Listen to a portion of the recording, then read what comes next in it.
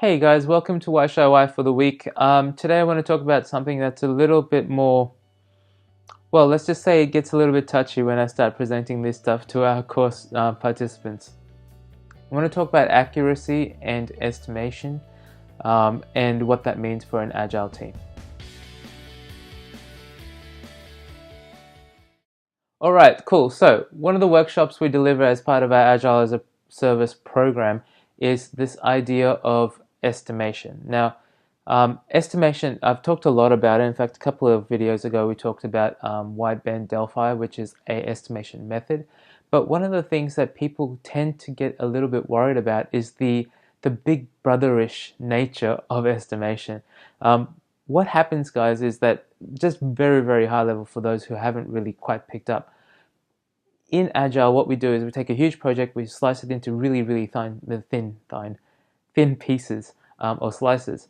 And for each of those slices, what we do is we estimate how much work it would get done. I personally like to estimate in hours, but there's all sorts of different ways to estimate. In fact, there's also a movement to not estimate at all, but we'll leave that alone for right now. So what we will do is we will estimate in hours, and for each thin slice, which we call a user story, we'll say, okay, this story is 8 hours long, or we estimate it to be 8 hours long, or 5 hours long, or 13, or whatever it is. We then put that into our system, and so what will happen is at that point, the business colleagues of ours will look at that and go, okay, I know the benefit of this particular slice of work, and now I know the cost of it, say it's 13 hours, I can do a bit of a cost-benefit analysis and understand where I prioritize this particular work, okay?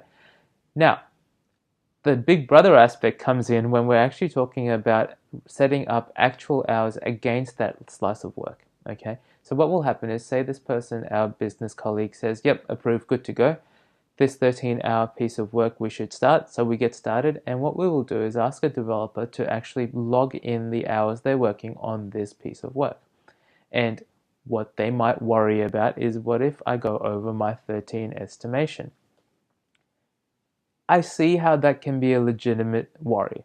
However, one of the things that I really try to drill in to any team that's going through our program is, this is not about performance management. This is about getting better at estimation. That's all we're trying to really do.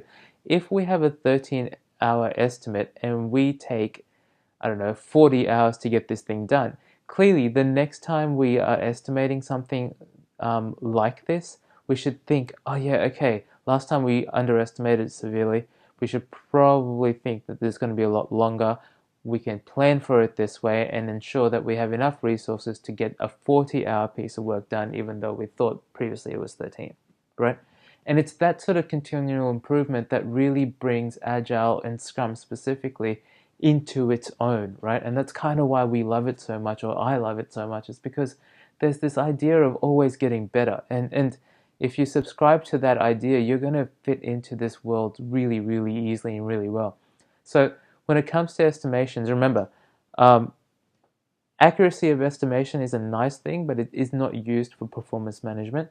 If anyone is ever using performance management, hours against a story or some sort of actual versus estimate for performance management reasons, I hesitate to say you're wrong, but I probably will. If you give me a call and explain your unique situation, I probably could tell you a couple of reasons why you're probably not in the right place. You're not looking at the right metric to manage performance.